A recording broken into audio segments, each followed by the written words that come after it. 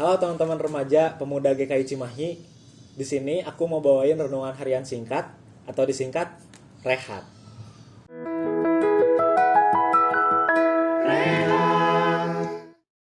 Ya teman-teman, renungan harian singkat kali ini temanya mengucap syukur. Pertama-tama kita baca dulu dari Filipi 4 ayat 4 sampai 7. Bersukacitalah senantiasa dalam Tuhan, sekali lagi kukatakan bersukacitalah. Hendaklah kebaikan hatimu diketahui semua orang, Tuhan sudah dekat. Janganlah hendaknya kamu khawatir tentang apapun juga, tetapi nyatakanlah dalam segala hal keinginanmu kepada Allah dalam doa dan permohonan dengan ucapan syukur. Damai sejahtera Allah yang melampaui segala akal akan memelihara hati dan pikiranmu dalam Kristus Yesus. Teman-teman, ngerasa gak sih di masa pandemi kali ini kita ngalamin banyak banget perubahan yang terjadi secara tiba-tiba. Dari cara kita sosialisasi, cara kita kerja atau belajar, bahkan cara simple yaitu menjaga kebersihan.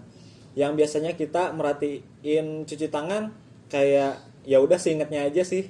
Tapi kalau sekarang kayak setiap masuk rumah, mau makan dan segala macamnya harus cuci tangan dan jaga kebersihan yang lainnya. Dari perubahan yang tiba-tiba ini, kita ngerasa gak sih diri kita jadi kayak gampang capek atau kayak kaget atau stres mungkin karena perubahan yang terjadi tiba-tiba ini. Dan rata-rata setelah kurang lebih 7 bulan atau 8 bulan ini, akhir-akhir ini hal yang saya lakukan pribadi adalah mengeluh. Tapi dari keadaan ini juga saya tersadar bahwa emang lebih mudah gitu kalau ngucap syukur dalam keadaan kita senang-senang aja, sukacita, gak dalam banyak tekanan atau pikiran, apalagi dalam kejenuhan kayak gini. Tapi dari situ juga saya jadi mikir, apakah keadaan sukacita itu yang bikin kita bisa bersyukur, atau kondisi hati kita yang selalu bersyukur yang membuat kita merasa sukacita. Nah teman-teman, kalau dipikir-pikir, karena dari dulu tuh masalah atau tekanan selalu aja ada gitu, tapi kita tetap bisa bersukacita. Tapi karena belakangan ini jenuh banget dan prosesnya sangat lama, apakah itu yang membuat kita menjadi tidak bisa bersyukur? Nah teman-teman, dari Filipi 4 ayat 4 sampai 7, Rasul Paulus menuliskan surat kepada jemaat untuk Filipi untuk bersukacita senantiasa dalam Tuhan, tidak khawatir tentang apapun, dan menyatakan keinginan dalam doa dan permohonan dengan ucapan syukur. Padahal konteksnya waktu itu Rasul Paulus itu lagi di dalam penjara, tapi dia nggak berfokus sama keadaan dia pada saat itu. Dia mikir jauh ke depan, karena kalau dia cuma berpikir di situ, dan dia juga pasti cuma ngeluh-ngeluh aja kalau dia cuma mikir keadaan dia di situ, kenapa di penjara. Tapi pada saat itu dia bikin surat buat jemaat di Filipi, biar teman-teman di Filipi bisa bersyukur, tetap bersyukur walaupun keadaannya nggak mudah gitu. Jadi dari Rasul Paulus kita belajar bahwa sukacita dan ucapan syukur merupakan keputusan yang kita ambil dan kita pilih. Jadi bukan sesuatu perasaan yang wah aku seneng, wah aku bersyukur. Tapi sukacita dan bersyukur, ucapan syukur ini adalah sebuah proses, sebuah pilihan yang kita pilih sedikit demi sedikit, sehingga membuat kita menjadi orang yang terus bersyukur.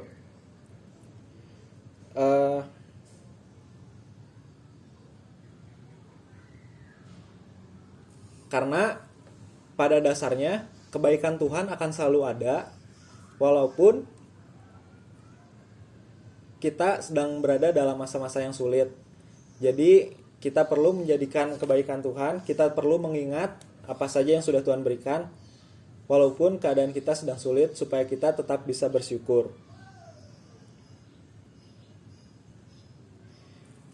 Mengucap syukur memang perlu dilatih Jadi kita perlu mengucap syukur dari hal-hal yang kecil. Dari kita diberikan masih bangun, kita diberikan nafas, punya teman, punya keluarga. Nah, dari hal-hal kecil itu kita bisa melatih ucapan syukur kita. Buat advice yang lainnya nih, kita bisa punya teman-teman atau lingkungan yang suportif. Lalu selain itu, kita juga bisa mengingat kebaikan Tuhan dan menjadikan kebaikan Tuhan itu sebagai kekuatan kita untuk bersyukur. Lalu selanjutnya, jangan terlalu sering untuk membandingkan diri kita sama teman-teman kita, sama orang lain yang mungkin menurut kita lebih baik, lebih cantik, lebih ganteng, lebih pinter, atau lebih kaya, atau apapun lah. Karena kalau kita ngebandingin hidup kita sama orang lain, itu bakalan gak ada ujungnya. Karena setiap orang punya latar belakang masing-masing dan gak bisa dibandingin gitu aja gitu teman-teman. So, kalau untuk sosial media, pikiran negatif, membandingkan diri, dan segala macamnya, kita bisa hilangkan, kita bisa kurangin gitu ya. Jadi kita lebih fokus untuk memberikan diri kita sama Tuhan, supaya kebaikan Tuhan yang sudah kita terima juga bisa kita jadikan kekuatan untuk selalu bersyukur. Kata-kata terakhir, jangan lupa untuk selalu memilih bersyukur. Oke teman-teman, sekian renungan kali ini. Teman-teman bisa renungin dan bisa kita sharingkan nanti satu waktu. Jangan lupa follow media sosial kita di IG Pemuda dan Remaja. Remaja IG-nya @GKI. Dan kalau pemuda IG-nya adalah KP_GKI Cimahi. Dadah. Aku milikmu, Yesus Tuhanku, ku dengar